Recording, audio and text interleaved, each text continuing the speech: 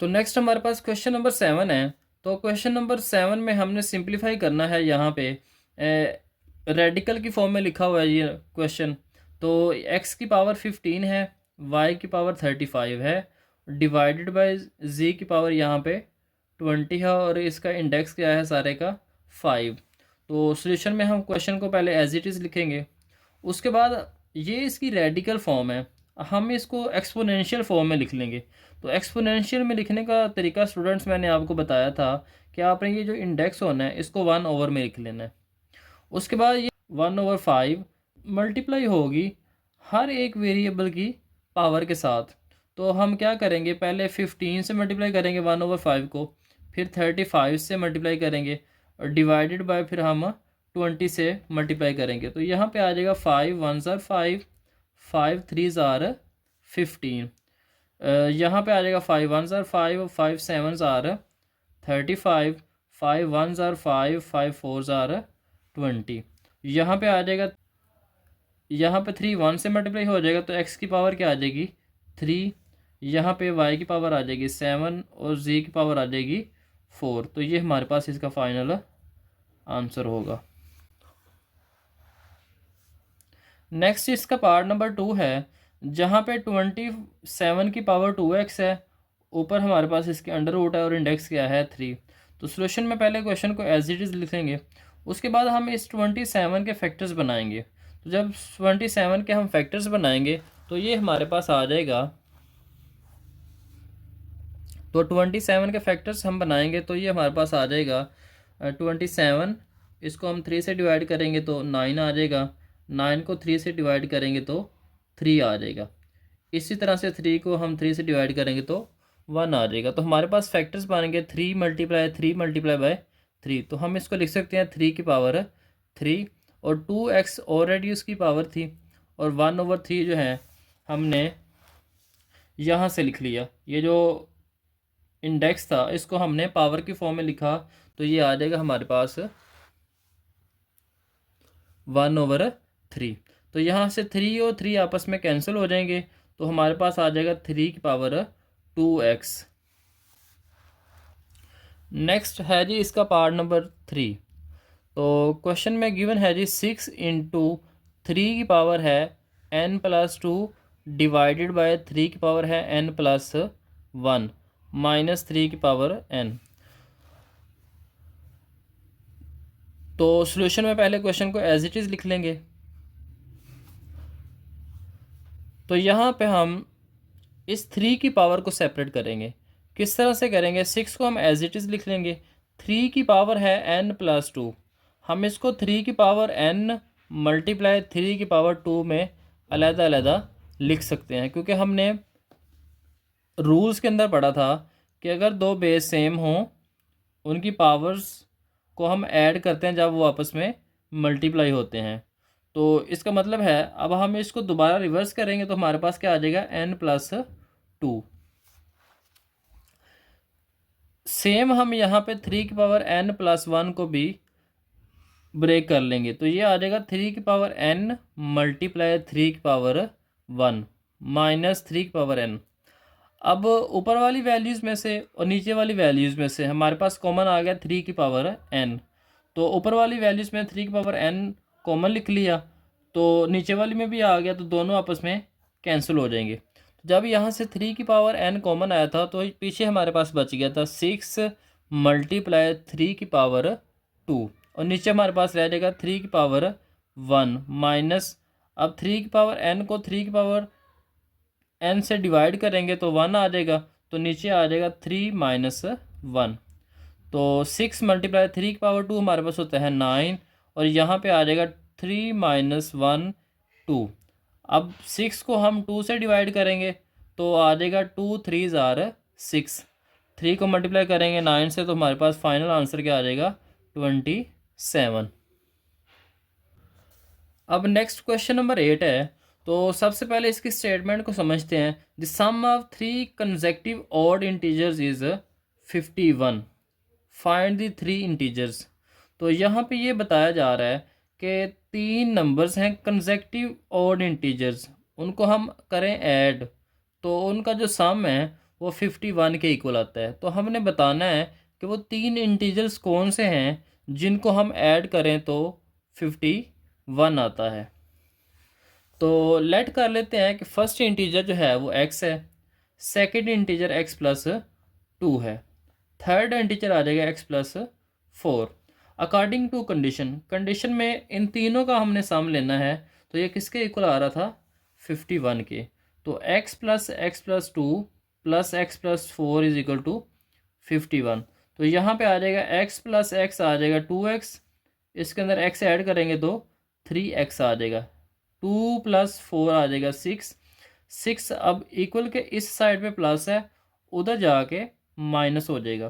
तो 51 में से हम 6 को माइनस कर देंगे तो यहाँ पे हमारे पास आ जाएगा 45। अब 3x के साथ मल्टीप्लाई हो रहा है, इधर आके डिवाइड हो जाएगा। तो यहाँ पे आ जाएगा 3 1s आर 3, 3 5s आर 15। तो x की वैल्यू हमारे पास आ जाएगी 15।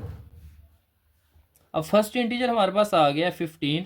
सेकंड इंटीजर हमने फाइंड करना है जो कि इक्वल था x+2 के। तो x की वैल्यू हमारे पास 15 है, +2 करेंगे तो 17 आ जाएगा। इसी तरह से थर्ड इंटीजर है x+4, तो x की वैल्यू हम 15 पुट करेंगे, प्लस करेंगे 4, तो फाइनल आंसर आ जाएगा 19। अब 15, 17 और 19 तीनों को ऐड करें तो हमारे पास टोटल सम क्या आता है? 51। नेक्स्ट हमारे पास क्वेश्चन नंबर 9 है। क्वेश्चन नंबर 9 की स्टेटमेंट को समझते हैं सबसे पहले। तो स्टेटमेंट है Abdullah picked up 96 balls and place them into 2 buckets. तो क्वेश्चन में ये कहा जा रहा है कि जो अब्दुल्ला है उसने 96 बॉल्स को पिक किया है और 2 बकेट्स के अंदर डाला है उसको। 1 बकेट हैज़ 28 स्कोर, जिसमें से एक जो बकेट है उसका स्कोर जो है वो 28 मोर बॉल्स दैन दी अदर, जिसमें 28 बॉल्स जो हैं वो ज़्यादा हैं दूसरी बकेट से। तो हमने बताना है how many balls were in each bucket. तो ये हमने बताना है कि हर बकेट के अंदर कितने बॉल्स थे। तो यहाँ पे हमारे पास जो टोटल बॉल्स हैं वो है 96। तो लेट कर लेते हैं कि जो फर्स्ट बकेट है उसके अंदर x बॉल्स हैं अकॉर्डिंग टू गिवन कंडीशन। अब यहाँ पे ये कहा जा रहा था कि एक बकेट जो है उसके अंदर 28 जो है बॉल्स ज़्यादा थी दूसरे की निस्बत। तो यहाँ पे हमारे पास सेकंड कंडीशन क्या होगी? सेकंड बकेट हैज़, तो यहाँ पे हमारे पास कंडीशन कुछ इस तरह से बन जाएगी, सेकंड बकेट हैज़ x+28, क्योंकि उसमें ज़्यादा थी तो हम इसको ऐड कर रहे हैं। देन अकॉर्डिंग टू कंडीशन, तो हम दोनों को कंबाइन करेंगे हमारे पास, क्योंकि हमें पता है कि जो बकेट है इसके अंदर 96 बॉल्स हैं टोटल। तो यहाँ पे हम फर्स्ट बकेट और सेकंड बकेट दोनों को ऐड करेंगे तो ये किसके इक्वल आ जाएगा? सम 96 के। तो यहाँ पे x और x को ऐड किया तो हमारे पास आ गया 2x + 28। अब 28 इक्वल के इस साइड पे हमारे पास प्लस है, जब ये दूसरी साइड पे जाएगा तो ये माइनस हो जाएगा। तो 96 - 28 आ जाएगा। तो 96 में से 28 को माइनस करेंगे तो आ जाएगा 68। अब यहाँ पे x के साथ 2 मल्टीप्लाई हो रहा है, इक्वल के उस साइड पे जाएगा तो डिवाइड हो जाएगा। तो यहाँ पे हमारे पास x की वैल्यू आ जाएगी 34। हमारे पास फर्स्ट बकेट जो है उसके अंदर कितनी बॉल्स हैं जी? 34 बॉल्स हैं। सेकंड बकेट हमारे पास किसके इक्वल थी? x+28। अब हमने x की वैल्यू फाइंड कर लिया फर्स्ट बकेट की, तो इसको हम ऐड कर देंगे तो x+28 आ जाएगा। तो x की वैल्यू हमारे पास क्या थी? 34 + 28। अब दोनों को हम सम करेंगे तो हमारे पास क्या आ जाएगा? 62 बॉल्स। अब ये सेकंड बकेट है और ये हमारे पास फर्स्ट बकेट है, दोनों को ऐड करके देख लेते हैं क्या हमारे पास 96 बॉल्स आती हैं। तो यहाँ पे हम इन दोनों को ऐड करेंगे तो ये आ जाएगा हमारे पास 4 के अंदर 2 ऐड किया तो 6 आ गया, 3 के अंदर 6 ऐड करेंगे तो 4 के अंदर 2 ऐड करेंगे तो 6 आ जाएगा, 3 के अंदर 6 को ऐड करेंगे तो 9 आ जाएगा। तो इससे हमें पता चल गया कि दोनों बॉल जो हमने निकाली हैं ये बिल्कुल करेक्ट है। अब क्वेश्चन नंबर 10 जो है इसका लास्ट क्वेश्चन है। तो यहाँ पे स्टेटमेंट में ये कहा जा रहा है सलमा इन्वेस्टेड। अब सलमा ने इन्वेस्ट किए हैं एक बैंक के अंदर 3,50,000। विच पेड सिंपल प्रॉफिट, जो कि उसको प्रॉफिट दिया जा रहा है at the rate of 7.1/4% per annum. सालाना जो है उसको इतना प्रॉफिट बैंक की तरफ से दिया जा रहा है। आफ्टर 2 years, 2 साल के बाद the rate was increase to 8%। तो 2 साल के बाद क्या हुआ, वो जो प्रॉफिट का परसेंटेज था वो क्या हो गया 8%। पहले उसने 7/1/4% के लिहाज से प्रॉफिट अर्न किया है, अब 2 साल के बाद उसका प्रॉफिट इंक्रीज होके 8% हो गया। फाइंड हमने करना है, find the amount she had at the end of 7 years। तो हमने बताना है कि 7 सालों के बाद उसके पास कितनी अमाउंट रह गई है।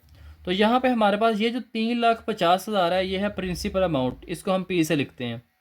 तो रेट उसने दिया, फर्स्ट रेट उसका जो था वो था 7/1/4। अब 4 को 7 से मल्टीप्लाई कर लेंगे तो आ जाएगा 28, +1 करेंगे तो 29/4 आ जाएगा।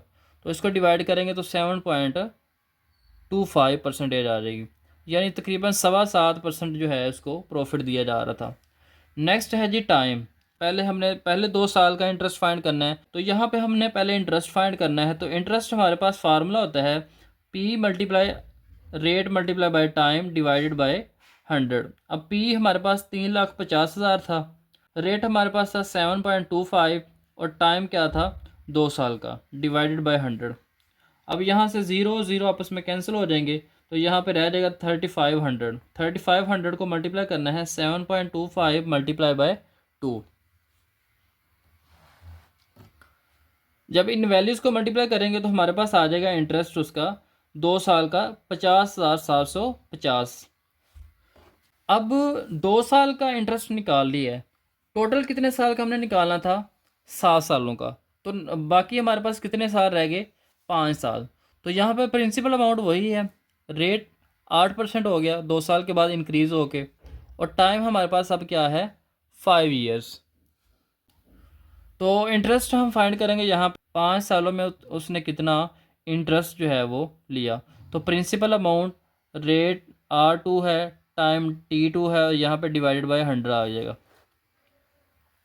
प्रिंसिपल अमाउंट 3,50,000, रेट यहाँ पे था 8% मल्टीप्लाई बाय टाइम क्या था 5 years। तो ये आपस में कैंसिल हो जाएंगे, यहाँ पे 2 ज़ीरो। 3,500 को मल्टीप्लाई कर लेंगे, अब 8 को 5 से मल्टीप्लाई करेंगे तो 40 आ जाएगा, इन दोनों को मल्टीप्लाई करेंगे तो 1,40,000 आ जाएगा। तो यहाँ पे इंटरेस्ट जो निकला है नेक्स्ट 5 years का वो कितना निकला है 1,40,000। अब हमने फाइंड करना है कि टोटल 7 सालों में कितना इंटरेस्ट अर्न किया है। तो कैसे निकालेंगे, इंटरेस्ट 1 और इंटरेस्ट 2 दोनों को हम करेंगे सम, तो हमारे पास टोटल इंटरेस्ट आ जाएगा जो उसने 7 सालों में इंटरेस्ट अर्न किया है। तो यहाँ पे 50,750 को हम ऐड करेंगे 1,40,000 के अंदर, तो टोटल आ जाएगा 1,90,750।